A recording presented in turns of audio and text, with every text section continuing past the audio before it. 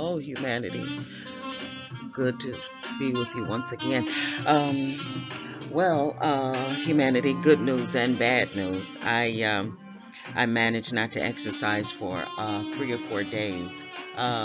Yeah, I want to say 3 days. But good news, I got up early this morning and I got back. I got back to it. And how many know that when you stay away, if you miss one day, it's not quite so bad. But when you miss 2 and 3 days, especially for someone like me that does not like exercise at all, I mean, I'm to the far extreme with exercise as I had been with food, eating the equivalent of uh, four human beings in their eating, daily eating. And that's how much I was consuming, along with tons of sugar. You know the story, I've told it so many times, how I would consume box of donuts, a bag of cookies, candy treats, and still at the end of the day I would be craving sugar. So a lot of us, it really the food struggle is certainly a hard journey that we're hoping to get completely on the other side of. Well, anyway, I'm not going to be with you long. I'm really starting to like exercising. So can you just? I mean, I can't believe it. I literally can't believe it. If anyone told me that I would enjoy start liking to exercise, and I found myself, I didn't even realize until early this morning, after I had gone 3 days, 3 or 4 days, don't quote me, without exercising, and then I realized, I'm like, oh my goodness, I got to get back on it. But it was not a panic thing. That's why I know it's turning into a lifestyle. But I won't just flat out say that it's there already, because I want to wait at least 6 months, with the life changes and what have you, be it good or bad. Those can be it can be detriment, or it can mean success to something that you're trying to get to the other side on. So I say 6 months, and then but I really do feel it becoming a part of me and a part of my mentality, because I'm changing my mind. And as we all know, when you change your mind, a lot of things are possible. So anyway, and so I was thinking to myself this morning, and I know I must like it. I started exercising. I think it's like 4:30 or maybe 5 o'clock in the morning, and that would definitely be a no-no. Even with me just beginning, that just the time, because I'm pressed for time during that time of the morning. But anyway, I just felt compelled. I just had to exercise, and it was difficult, but it wasn't the type of difficulty where I was thinking to myself, you know what, I just can't. It was the kind of difficulty, yeah, come on, let's get with it, and let's get on the other side of it. And I did. I didn't even have my playlist. I just chose a song and just went for it, and it worked out well. It put me behind in what I had to do, but I was just determined. But anyway, as I was walking, I thought to myself, wow, because I was just exhausted yesterday. I didn't even cook. I um, I was really, really reckless in my eating, and a lot of it was not because I wanted the treats and the recklessness that I was indulging in as it relates to food. It was just simply because I was tired, and I don't get this mobility and activity thing is fairly new to me now, and so usually the things that I did yesterday, I may have would have done maybe two of those things, and then I would have put the other part off until tomorrow. But maybe about four, I mean not four, but maybe about 5 or 6 o'clock, I put my boots on, and then there I was, I went to take care of some things again. That just chances are that just wouldn't have happened, because I wouldn't have had the strength. And so what I realized, I missed 3 or 4 days of exercising, but I'm getting more active. And to people that are active, or just have a normal just normal mobility to yourselves, you won't just like with the overeating, consuming all that food and consuming all that sugar, you won't be able to relate to what I'm saying, because you're used to just normal mobility. But when you're like some of us that are in the struggle with the mobility as well, little small things make a difference, and it's the little small things that eventually, hopefully, will lead to the big things, and then get us to our destination. But at any rate, so I thought about that, for a minute, humanity. I was like, wow, I did miss 3 or 4 days, and I'm not trying to not be accountable for missing the 3 or 4 days, because I most certainly should not have. But it felt good to know that my body is starting to be able to do more things. Now I was exhausted. Make no mistake about it. I mean, I was exhausted to the point of, like I said, I didn't fix myself anything to eat. I was just I was just consuming. I was just consuming all kinds of chips, and just reckless. But do you know that I was so tired, but I attempted to make myself something. I've just gotten so used to baking bread just on the regular, baking turnips if I have them on the regular, because I never know when I'm going to need them. And when I do, I want them accessible. And so I baked a turnip, pretty large turnip, in hopes that I was going to prepare a soup or just something.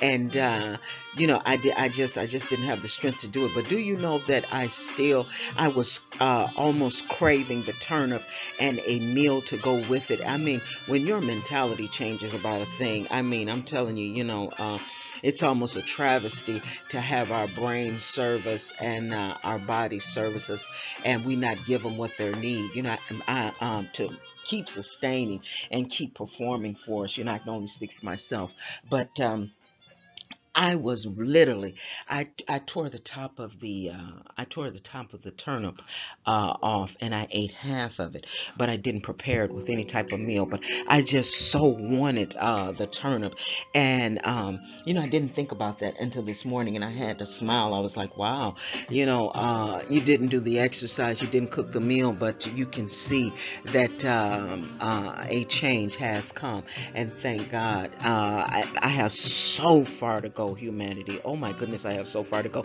But look, let me share this with you, and then I'm going to because once again I have to go. But I'm watching a movie, right? And I'm looking at this movie, and it was a romance movie.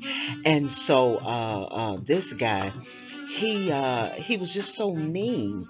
I mean, really, really mean. He was constantly he's real impatient, and bossy and pushy, and just all these things, right? And so towards the end, he redeemed himself, and he learned his lesson, and it turned out to be a really beautiful film. Seeing him get on the other side of what caused him to be so mean. And I mean, he at one point he was just wicked, humanity. I mean, really, really wicked. And I'll tell you why I say that. And then I'm going to wrap this. I'm going to give you the recipe, and I'm going to wrap it up. He had this young lady at the restaurant that he frequented all the time. She smiled at him. All she did was smile. She smiled at all of her customers. She was real engaging, real friendly, and what have you. And he got so angry at this young lady smiling at the customers and smiling at him as well, and servicing her customers to, she was top tier with her customer service, right? And as opposed to him appreciating that, he got angry because he literally couldn't take her smiling and being just really, really engaging with her customers. So the guy, he really had a large abundance, right? So he tells the manager, he offers him a large wad of cash to have the young lady only service him. And so he said that he wanted to know her shoe size. He got her shoe size, and he had someone deliver him a pair of shoes for her that were they were spiked heels, almost as tall as a tree. And keep in mind, she's waitressing.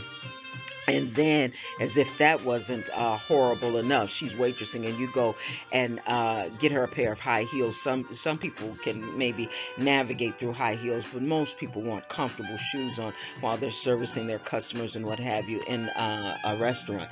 And so, not only did he go and get these high spiked heels, he then got them a size too small. And after she put the shoes on, she didn't realize, and neither did the manager. And I'm sure the viewers at that very point, we're all, wondering, what is this guy doing, right? And so he had her stand in one spot for over 9 hours. And of course, this is fiction, but I'm bringing it up for a reason. He had her stand there in those tight, too small shoes, and just stand in one spot for over 8 hours because he was angry at her smiling. I'm going to give you the recipe and then I'll tie it up for you. So, I didn't do much today. All I did was I made some omelet, some Italian style omelet omelet bites, and I'm only calling it Italian style because I put a lot of Italian seasoning in it, and it really brought the flavor. It really, it was bursting with flavor, as a matter of fact. So what I did was I took three. You can take 3 to 4 eggs, and I put in one to 2 tablespoons of Italian seasoning. You be the judge of that. Remember the personalization and the customization. We talk about that all the time. The more you can make things that are palatable to your taste, the better it is, and the more you probably will stick with it. And so anyway, I after I after I put in 1 to 2 tablespoons of the Italian seasoning. I went in with 1 tablespoon of garlic, 1 tablespoon of onion powder, and then I opened up a bag of stir fry, which only had, some stir fries, they have broccoli florets, they have cauliflower, they have just a mixture. This particular bag only had strips of onions and bell peppers, and the bell peppers really bring out the flavor of the almond bites as well. And so I sauteed all of that, just a teaspoon of paprika, a teaspoon of black pepper, and what else? Oh, and I put in 1 tablespoon of hot buffalo wing sauce. I guess you say I'm just really with this thing, with this hot buffalo wing sauce. I don't know what it is, just all of a sudden it's like it's a season for me for buffalo wing sauce. I just love how it too has a lot of your foods bursting with flavor. So anyway, I sauteed that for maybe about 3 to 4 minutes. And afterwards, I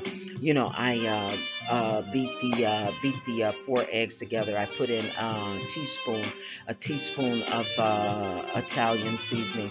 I put in a half a teaspoon of any kind of salt. Just put in not even a half a teaspoon, maybe a pinch, because the buffalo wing sauce has quite a bit of sodium in it. And so then I put in a half a teaspoon of buffalo wing sauce, and I stirred all that together. And if I didn't say black pepper, I put in a half a teaspoon of black pepper, and then I stirred that together, and then I put that in a hot skillet, and let the egg, cover the circumference of the skillet. And after I cook the egg, you let it brown on one side for maybe about 4 or 5 minutes, and you'll know when it's brown because it'll have brown specks in it. And then I did the other side the same way. I took that out, let it cool, and then I sauteed my vegetables with all of the spices that I told you. The Italian seasoning, the onion powder, the garlic powder, the buffalo wing sauce, and the black pepper. So I let that saute for maybe, I want to say, not even a good maybe 5 minutes. Once your vegetables get tender, you're good to go. 5 to 7 minutes. And so then I took the vegetables and put them straight down the middle of the omelet. And then you're going to take the omelet from left to right, or from right to left. It's going from one side to the other with the vegetables enclosed. And so instead of doing it like that, I rolled it. So you're going to go halfway to the end of either the left side or the right side, and you're going to roll it until you you have a roll, right? And so after I had a roll, after the omelet is rolled, then I just sprinkle the top with mozzarella cheese. You know, you use whatever cheese you want. I use mozzarella cheese and just a little bit of Kobe. You know, you can use two variation of any cheeses, or you can just do one cheese. And remember, I'm trying to get on the other side of the cheese. I found a wonderful cashew cheese recipe that's spreadable. I haven't found one that I like with the slicing yet, so that'll be good for right now. But I just haven't tried it and perfected it yet. And so anyway, you put the cheese on top of your roll, and then you put it in the microwave, and then you just let it melt. And then you get a microwavable container, and you put your sugar-free syrup in, however much syrup you deem necessary for your omelet. And then I went in with 1 tablespoon of butter, and I found myself loving the buttery taste. So I went in with I started out with 1 tablespoon of butter, and then I went in with another one. So you can go in initially with two, or you can just go in with one. But that buttery taste was good, and the syrup was sugar free, and I'm gonna do an almond butter. So I have not, because I'm using a lot of cheese as well as margarine and butter, and I want to get to the other side of that too. But in your grocer's freezer, you can get plant-based butter, you can get plant-based cheese, so you can start on that right now if you don't want to go the homemade route. So I microwave that for maybe a minute or two, depending on your microwave, and then I went in with the microwavable bowl, and I put in my syrup, put in 2 tablespoons of margarine. And then I don't, the sugar-free syrup, it's not quite sweet enough for me. So I went in with 1 tablespoon of monk fruit and monk fruit sweetener. And that's where the sugar is derived from monk fruit. And remember, I told you, the monk fruit, it supposedly has a lot of medicinal purposes. I've used it for quite a while now, and I haven't seen any of them. So, you be the judge of that. So I let let the syrup and the butter and the sugar-free monk fruit sweetener. I let all that microwave for not even probably about 30 seconds, just until it melts. You're good. And so the reason why it's called bites is because what you're going to do is you're just going to slice it all the way, start from the beginning and go all the way to the end. And you're just going to slice it. If you slice it small, you should probably have between 7 to 10 slices. And then you go down the middle and you slice it again, so it looks like bites there. And all you do is, with each individual, as you're eating each individual sliced portion, you just dip it as opposed to pouring. And if you want to, you can pour it. But I enjoy dipping it. And you take your individual pieces of the omelet and you dip it into the buttery syrup. And it was good. I started out making a flatbread and I burned it. I had another recipe that I wanted to bring you guys. But anyway, look, humanity, I have to go. But I wanted to give you this at the end of the movie, the young man, he learned his lesson, and they fell in love, and it was really, really beautiful. But that particular section of the movie stood out because on this Saturday, there's probably, I really don't feel good at all, and so that's a health thing. But there's probably someone else. There could be financial. I was listening to one of the individuals, one of the pretty young ladies that I like to listen to, Latoya Okia. I mentioned her to you guys before, and she's just glowing and looks like she's losing even more weight. And remember, I told you she's coming up with a what do you call that?